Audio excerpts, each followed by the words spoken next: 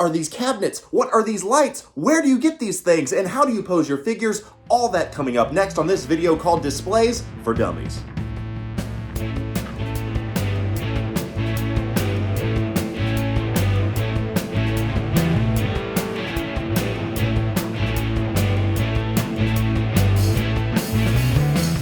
Well, what's up everyone, and welcome back to the channel for a very special video answering some of the questions that I get a lot about these 6-scale figure displays called Displays for Dummies. If this is your first time, make sure to like, subscribe, tell someone about this video. We are on a quest to get ourselves all the way to 2,021 subscribers. We are a quarter of the way there, which is pretty darn impressive. We have over 500 subscribers as of right now. Never thought I'd get there, so let's keep this thing going. But as I said, we're going to be answering all these big questions that everyone always asks about where do you get these cabinets? How do you light these things? How do you put the figures in? What's the best way to go about it? Now, I'm not a master of this by any means, but I have learned a few tricks and tips along the way that hopefully can help you. Now, I will go on to say that we spend all this money on these figures. You certainly should probably spend a little bit investing in how they're displayed, right? But with that being said, one of the things that I wanted to do is talk about the display of choice for me. The choice that I decided for my figures is the IKEA DTOF. And obviously these figures deserve all the care, love, and respect that they can possibly get. So without further ado, let's jump right in here talking about the display that you decide. Now, as I said, I chose the IKEA DTOF for a couple of reasons. The number one reason is that it is a full glass cabinet, which means there is nothing obstructing the vision and view of your figures. I mean, these things are beautiful. They are gorgeous. You don't want them hidden behind books, hidden behind shelves.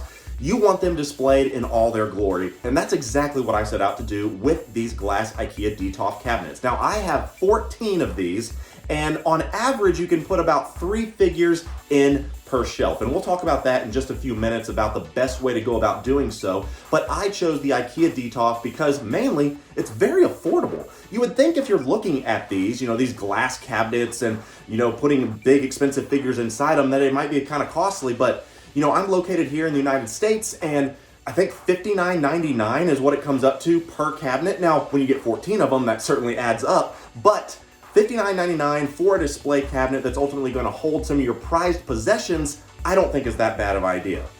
Now, I used to have my original set of DTOFs sitting on the carpet, and they're a little bit shorter than your average display case. So me, I'm 6'4", and so when I walk up to them, the DTOF cabinet comes about right here. So if I want to look down at my top figures, I got to move myself down quite a little bit about that. So one of the things I wanted to do to amplify my display is put these bad boys on risers. Now, the riser of choice that I decided to get was from IKEA as well, this being called the IKEA Calyx.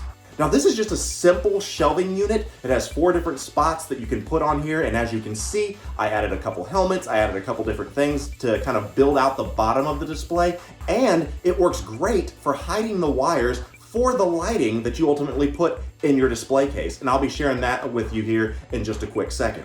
So with these risers, you can put about 3 DTOFs on them, and yes, they do support the weight.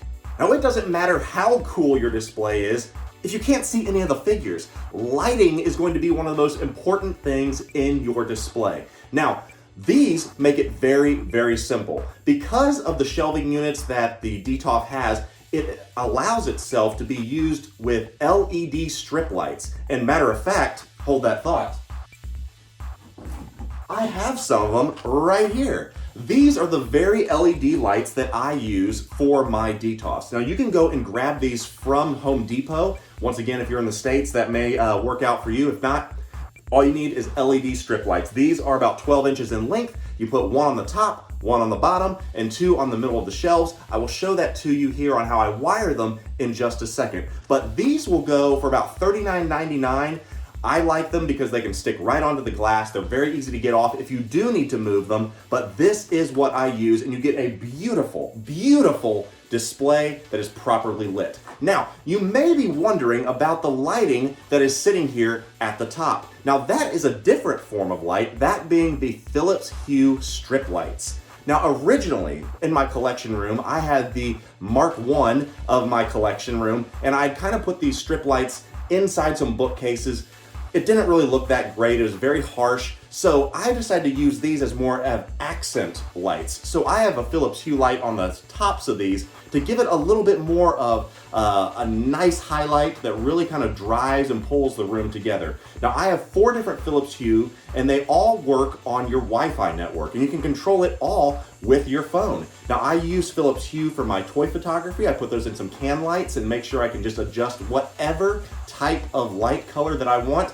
The entire rainbow is at your disposal. Your lighting, as I said, is essential to having an amazing display. So let's get into some of the nitty-gritty about how to install these. Now I said they were easy. All you do is stick them on the glass and you just have to casually wire, and believe me, I am not handy at all, so all I do is use zip ties, as you can see in this nice little video accompaniment right here, that I just kind of pull them over to the metal frame of the DTOF, zip it up, and just continue right on down. It gives it a nice, very clean look. It keeps it nice and tidy, and you don't have to worry about wires all over the place. Now, as I said, the Calyx is great for being able to hide these wires. So after you've wired all of these, you can kind of simply hide them right behind the boxes, right behind your helmets, whatever you want to do. That way, whenever it's time to turn them on, flip the switch, you don't have to worry about big, ugly wires because I want a really nice, clean aesthetic. I feel like we've definitely got that, and these work perfect for me. All right, let's get into the fun stuff, shall we? Everyone wants to talk about the figures and what you do for them and posing them up. Here is my #1 piece of advice. Don't crowd your shelves. It's important to realize that within your figures, they need a chance to breathe. Some of these bigger figures like Thanos, like Ultron, some of them deserve their own shelf, and don't be afraid to give it to them. Less is more. Secondly, make sure to arrange your figures in a way that makes sense. For me, I decided that I wanted to assemble them in kind of teams. Here you can see the Guardians of the Galaxy. Here you can see all my Ragnarok pieces.